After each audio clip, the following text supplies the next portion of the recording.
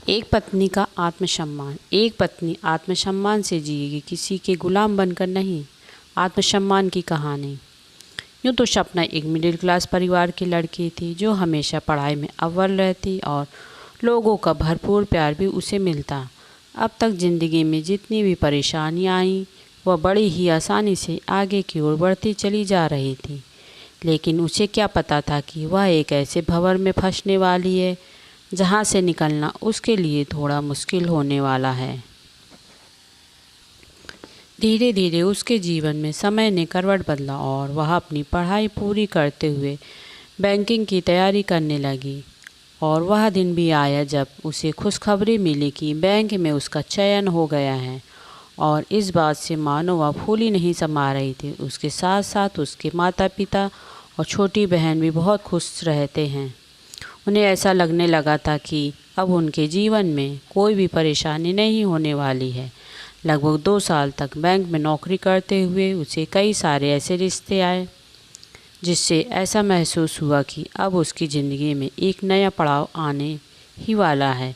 उन्हीं सारे रिश्तों में जतिन का रिश्ता सपना के लिए आया, जो पेशे से सॉफ्टवेयर इंजीनियर था। दिखने में ऊंचा लंबा कद काठी का जतिन सभी को सपना के लिए पसंद आ गया था और कहीं न कहीं सपना को भी जतिन पसंद था। 2 महीने के अंदर ही सपना और जतिन की शादी कर दी गई।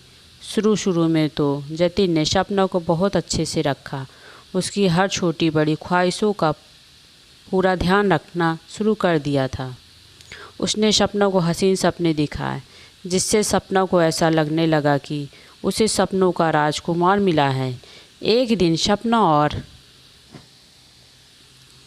जतिन शॉपिंग करने मार्केट जाते हैं। तभी सपना, अरे अखिल, यहाँ क्या कर रहे हो? सपना दौड़कर अपने बचपन के दोस्त अखिल के पास जाती है और यह बात जतिन को बहुत बुरी लगती है। पीछे पीछे जतिन जाता है और गुस्से से सपना को देखते हुए कहता है, किसी अजनबी के लिए तुम इतना परेशान क्यों हो रही हो सपना? अरे जतिन, यह अजनबी नहीं, यह तो मेरे बचपन का दोस्त है।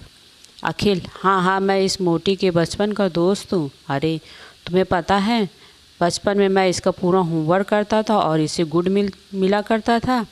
मजाक में हंसते हुए, जतिन देखो, बचपन की बातें बचपन तक ही रहने दो। और सपना, तुम्हें याद नहीं, घर में मेहमान आने वाले, चलो जल्दी। हाथ पकड़कर जतिन सपना को कार में बैठा देता है, जिसे सपना की चूड़ियाँ टूट जाती हैं और उसे दर्द होने लगता है। लेकिन इस बात का जतिन को बिल्कुल भी असर नहीं पड़ता और वह घर चले जाते हैं। घर पर जाने के बाद जतिन ज़ोर ज़ोर से सपना की ओर देखकर चिल्लाने लगता है, जिससे सपना डर जाती और अपने कमरे में जाकर रोने लगती है। अब तो जतिन का व्यवहार काफ़ी बदल चुका होता है। वह ना तो किसी से भी सपना को मिलने देता और ना ही किसी को घर ही आने देता। सपना के फ़ोन में भी बैलेंस नहीं डलवाता, वह किसी से बात न कर सके। जतिन का बदलता हुआ रूप देखकर सपना को और भी डर लगने लगता और वह चाहकर भी अपने घर वालों को इस बारे में नहीं बता पा रही थी। एक दिन सपना की पड़ोसन सुकन्या उससे मिलने के लिए आती और जैसे ही वह कॉल बेल बजाने वाली होती है कि सुकन्या को बाहर से जतिन के चिल्लाने की आवाज़ आती है। सुकन्या खिड़की में आकर देखती है कि तो वह यह देखकर सहम जाती है कि सीधा साधा दिखने वाला जतिन सपना के ऊपर हाथ उठा रहा है और उसे गंदी गालियाँ दे रहा है। अब सुकन्या के घर की कॉल बेल बजाती है, लेकिन यह कहकर जतिन सुकन्या को वहाँ से जाने के लिए कहता है कि सपना अभी सो रही है। कुछ दिनों के बाद ही जतिन ने सपना की बैंक की नौकरी छुड़वा दी और उसे घर में ही रहने की सलाह दी। अगर सपना कुछ भी कहती तो फिर से जतिन उसे साथ गलत व्यवहार करता। रोज़ रोज़ होने वाले इस झगड़े से वह बहुत परेशान हो चुकी थी और अब वह इस समस्या का हल निकालना चाहती थी। बैठे बैठे उसने मन में सोचा कि ना जाने आज तक कितने उतार चढ़ाव आए होंगे। उसने अपने जीवन में देखे, लेकिन जिस इंसान से उससे सबसे ज़्यादा उम्मीद थी उसने ही बेगाना कर दिया। बार बार सपना को अपने माता पिता की याद आने लगी। एक दिन बाद दोपहर में बैठी हुई थी, तभी उसे खिड़की से अंदर की ओर एक चिट्ठी आते हुए दिखाई देती है और वह दौड़कर उस कागज़ को उठाकर पढ़ने लगती है, जिसमें लिखा था, तुम जैसी समझदार और पढ़ी लिखी लड़की इस प्रकार से दुखी देखना बिल्कुल अच्छा नहीं लगता। तुम एक आत्मसम्मानी लड़की हो। तुम्हारे माता पिता की दी गई शिक्षा क्या तुम इस तरह से बर्बाद कर दोगी? उठो और अपने हक के लिए लड़ो। तुम अकेली नहीं हो। अपना सम्मान करना तुम्हारे अपने हाथों में है। सपना उस चिट्ठी को आगे पीछे घुमाकर देखने लगी, लेकिन उसमें उसे किसी का भी नाम नज़र नहीं आया। लेकिन इसको पढ़ने के बाद उसके अंदर एक ही अलग ही आत्मविश्वास देखने को मिला। अब वह अपना बैग जमाने लगी। उसे समय वहाँ जतीन आ जाता है और उससे सवाल जवाब करने लगता है। सपना की लाल होती आँखों को देखकर जतिन के मन में एक अजीब सा डर समा गया और सपना ने उसे घूरते हुए कहा, अपने सवाल जवाब अपने तक ही सीमित रखो और मुझसे उलझने की कोशिश बिल्कुल मत करो। जीवन में चल रहे तूफान का किनारा अब मैं ही बनूंगी।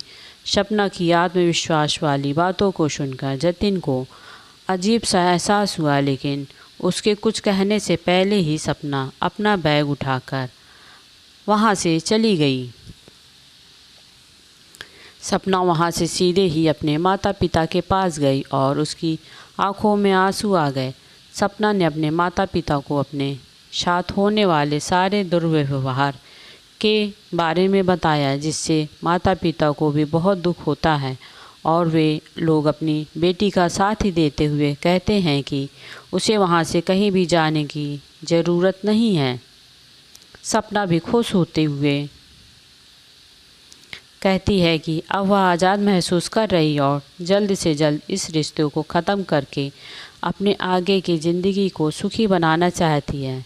सपना अपने माता पिता से कहती है कि मेरे अंदर जो भी आत्मविश्वास आया है वह मुझे उस चिट्ठी की बदौलत ही आया है, लेकिन मुझे यह समझ नहीं आया कि आखिर वह चिट्ठी मुझे भेजी किसने। मन में चिंता लिए सपना बैठी हुई थी कि तभी उसे सुकन्या अंदर आते हुए दिखाई देती और वह हंसते हुए कहती, तुम्हारी वह गुमनाम दोस्त कोई और नहीं बल्कि मैं हूँ। मैंने जतिन को देख लिया था कि वह किस तरह से तुम्हें परेशान कर रहा था, लेकिन तुम कुछ नहीं कर पा रही थी और इसी वजह से मैंने तुम्हारा आदर्श रूप से साथ होने की बात सोची। लेकिन अब मैं बहुत खुश हूँ कि तुम यहाँ आकर पहले से ज़्यादा खुश और आज़ाद हो। सुकन्या की बात सुनकर अब सपना रोते हुए उसे गले से लगाती और बार बार उसका धन्यवाद करने लगती है। सपना आए इस बदलाव से खुद को स्थापित करना चाहती है, जिससे किसी के आगे भी उसे झुकना न पड़े और फिर से बैंक की तैयारी करके एक अच्छे पोस्ट पर आ जाती है। अपने जीवन में चल रही उथल पुथल को ख़त्म करके उसने अपने जीवन को बचा लिया। दोस्तों, हमारे आसपास कई प्रकार की महिलाएं होती हैं जो सक्षम होते हुए भी एक सही फैसला नहीं उठा पाती। अगर हमारे समाज की महिलाओं जागरूक होती हैं तो इससे समाज की भलाई होती है। आज हर महिला को समाज से पहले खुद के बारे में सोचने की आवश्यकता है, ताकि कभी भी उसे किसी गलत भावना के सामने झुकने की आवश्यकता ना हो, जिसमें सबसे ज़्यादा योगदान शिक्षा का योगदान। इसलिए हर महिला को शिक्षित होना जरूरी माना गया है। एक बात और गौर करने वाली है कि प्यार ही सब कुछ नहीं होता। प्यार और सेल्फ रिस्पेक्ट में कभी किसी को एक चुनने का मौका मिले तो हमेशा प्यार को साइड करके सेल्फ रिस्पेक्ट की प्राथमिकता देनी चाहिए। माना कि जीवन जीने के लिए प्यार सही है, लेकिन आत्मसम्मान उससे भी कहीं अधिक ज़रूरी है। और एक महिला के लिए पढ़ा लिखा होना भी बहुत ज़रूरी होता है, क्योंकि एक पढ़ी लिखी महिला ही अपने साथ होने वाले अन्याय के खिलाफ आवाज़ बुलंद कर सकती है और इससे आत्मसम्मान के लिए लड़ती है।